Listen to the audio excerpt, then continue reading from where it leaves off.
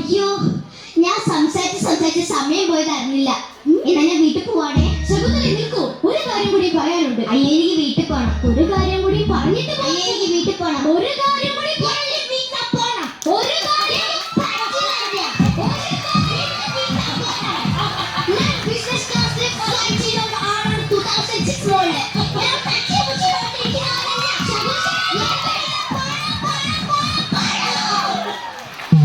അയ്യോ അയ്യോ പോയി. അയ്യോ ഇവളുടെ അച്ഛൻ കണ്ണു മാറ്റി അങ്ങനെ കണ്ടോ ഞാൻ പെട്ടി ഇടയ്ക്ക് ഇവൾ ഓരോരുത്തരെ പെട്ടി ഐഡിയ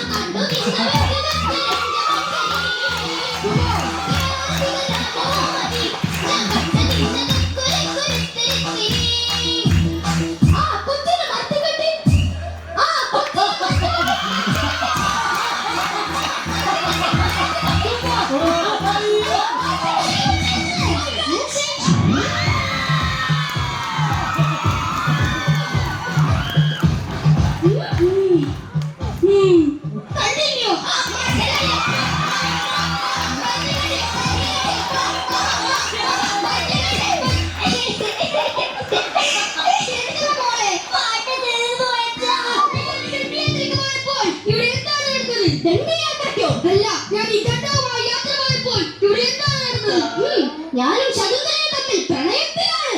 ഈ പറഞ്ഞത് സത്യമാണോ? നേരാണ് അച്ഛാ. എനിക്ക് ജീവിതത്തിൽ നടക്കില്ല. അച്ഛന് ഇപ്പൊ എത്ര വയസ്സായി? 68. 2 വർഷം തന്നില്ല. ഞാൻ ഈ ശകുന്തളയ്ക്ക് സമ്മാനമായി നൽകിയ മുദ്രമോതിരം നിങ്ങൾക്ക് തെളിവായി കാണിക്കാം. ആ മുദ്രമോതിരം വൈറലായച്ചാ. എന്നിട്ട് ഞാൻ മൊബൈലൊന്നും കണ്ടില്ലല്ലോ. അച്ഛൻ അറിയാലോ ഞാൻ ചട്ടിച്ചോറ് കഴിക്കണ കയ്യിലൊക്കെ സ്വഭാവം. അതിന്റെ കൂടെ അകത്ത് പോയി.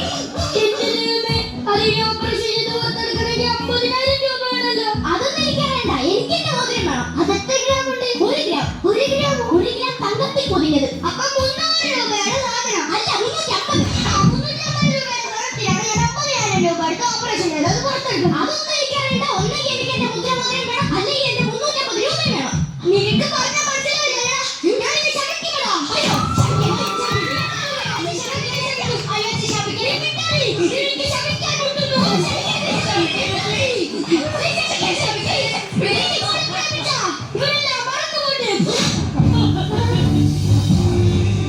മഹാരാജാവേ, അതാരാ? ഞാൻ ശുഭു.